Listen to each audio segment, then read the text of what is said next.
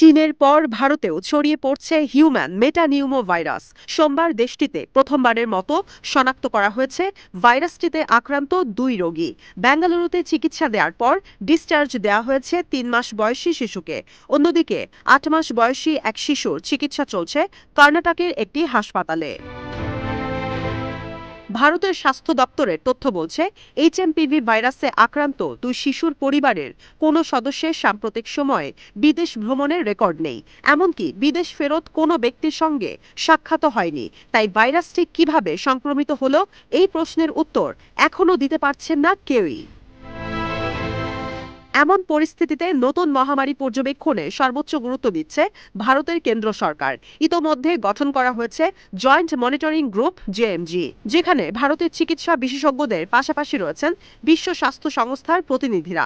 এছাড়াও বাড়ানো হয়েছে এইচএমপিভি টেস্টের ল্যাবরেটরির সংখ্যা। উপসর্গযুক্ত রোগীদের পরিপূর্ণ আইসোলেশন নিশ্চিতের নির্দেশ দিয়েছে মোদী প্রশাসন।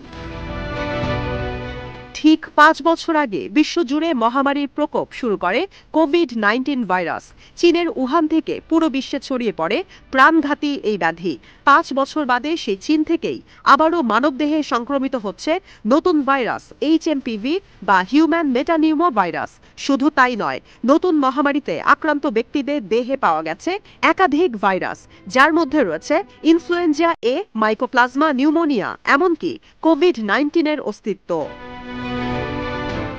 এইচএমপিভি মূলত একটি শ্বাসতন্ত্রের ভাইরাস, যা ছড়িয়ে পড়ার মাধ্যমে আপার ও লোয়ার রেসপিরেটরিতে সংক্রমণ ঘটায়। শিশু থেকে বৃদ্ধ যে কোনো বয়সী ব্যক্তি সংক্রমিত হতে পারে এই রোগে।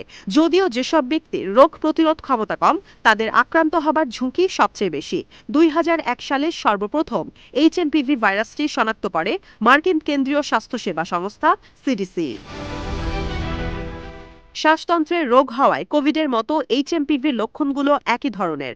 সংক্রমিত ব্যক্তিদের জ্বর, ঠান্ডা, সর্দি, নাক বন্ধ ও শ্বাসকষ্টের মতো বিভিন্ন উপসর্গ দেখা যায়। অবস্থা জটিল হলে সংক্রমিত ব্যক্তি ব্রঙ্কাইটিস ও নিউমোনিয়ায় আক্রান্ত হতে পারে, আর আক্রান্ত হবার ৩ থেকে ৬ দিনের মধ্যে উপসর্গ দেখা যায়। ছোঁয়াচে এই রোগটি সংক্রমিত হয় হাঁচি কিংবা কাশির মাধ্যমে।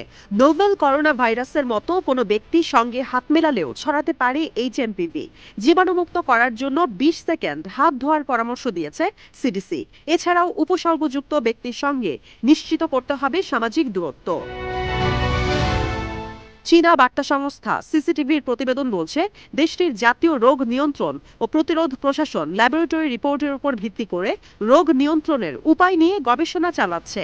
এখন পর্যন্ত বিজ্ঞানীরা এইচএমপিভির কোনো টিকা আবিষ্কার করতে পারেনি। চীন ও ভারতের পাশাপাশি এইচএমপিভি শনাক্ত হয়েছে মালয়েশিয়াতেও।